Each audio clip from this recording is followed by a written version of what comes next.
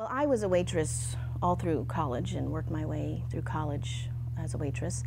And I heard this story from some friends of mine who were waiting tables. And they told it to me as something that they know happened. And it's a story called The Slasher by most people that tell it. But it's about two young women who were waitresses, Rebecca and Jennifer, there huddled in the doorway of their restaurant. It was midnight and everybody else was long gone. They were the last two there. But they were huddled in that doorway, scared to death, like everyone in the community, because their community was being harassed by a serial killer. For years, this man, woman, somebody had been killing people with a knife so hideously that he'd been dubbed the Slasher, and he was still on the loose. And so every night when Jennifer and Rebecca would leave, they had a routine. They would not leave until they knew both of them were safe to head out. So there they were, and they counted 1, 2, 3, and then they raced from the doorway to their cars, got in their cars, started it up, and blinked the lights at each other, and that way they knew they were good to go. And Rebecca would head out to her country home, and Jennifer towards the city. Well, as Rebecca turned toward her country drive home, she had a little ways to go, and she turned on the radio, and she was down the road quite a ways before she saw that her gas tank was on empty. And she was so mad at herself. She just thought of it a little bit sooner. She could have turned towards town and gotten gasoline.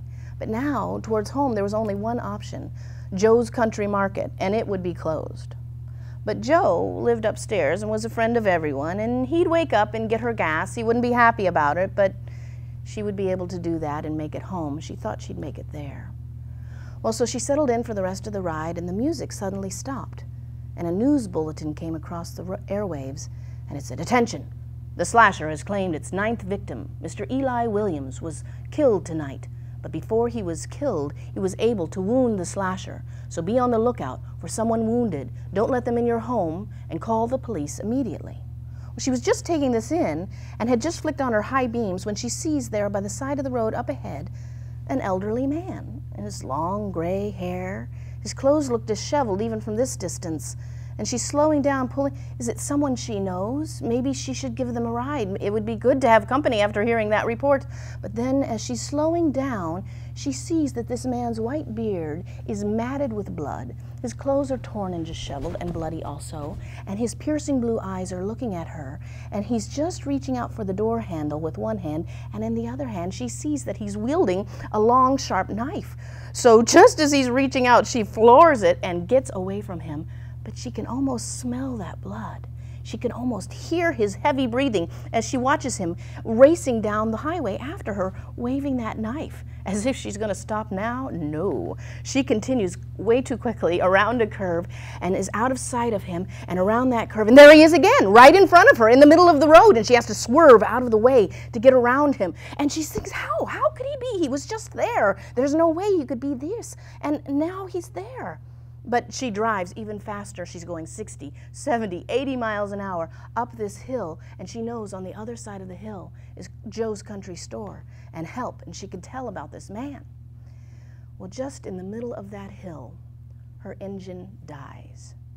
She is empty, not even fumes, and she feels the car's momentum begin to slow down.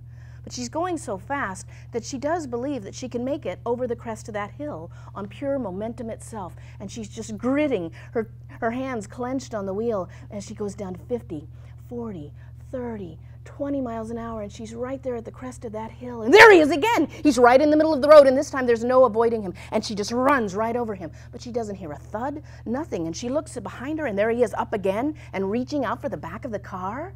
How can this be? But she can feel him. She can almost smell, hear his breathing. Everything is so real and alive, and yet, how could this be? But the momentum carries her away from his reach. The momentum of the car carries it down the hill, and there's Country Joe's store right there in the bottom, all lit up. And now the momentum carries her into the parking lot, and she screeches on the brakes, and she gets out, and she starts pounding on the door of the store. But there it is, a sign that says, "Gone fishing, be back Monday." There's no help here, and she can hear the sound of footsteps running down that hill behind her. Looking around, she sees a phone booth, a glass phone booth, and she wrenches open the door and closes it too and starts reaching for the phone, trying to dial 911 when there's a thud And that man is now plastered up against the glass. And he's there with that matted blood in his beard and those piercing blue eyes. And she is just stopped. She can do nothing, say nothing, as she watches his mouth open and close. It opens and he's trying to speak. And the words finally come. And she can't understand them. And she's frozen as she hears, "He's in the car. He's in the car. He's in the car. Call the police." Well, the next morning, Rebecca is in her home, safe and sound, I'm happy to tell you, wearing her bathrobe and her slippers. She's there at her kitchen table with a mug of hot chocolate, looking at the front page of the paper.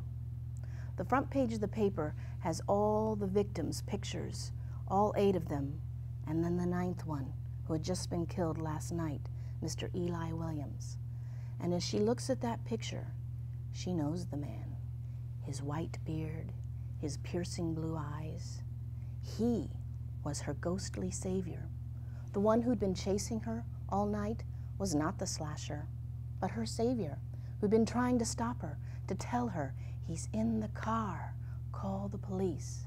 No wonder she'd heard breathing. No wonder she'd smelled blood. He was literally that close. And she looked fondly down on Mr. Eli Williams' picture, knowing that without his help from beyond, she wouldn't be here on this morning. And that's the story of the slasher.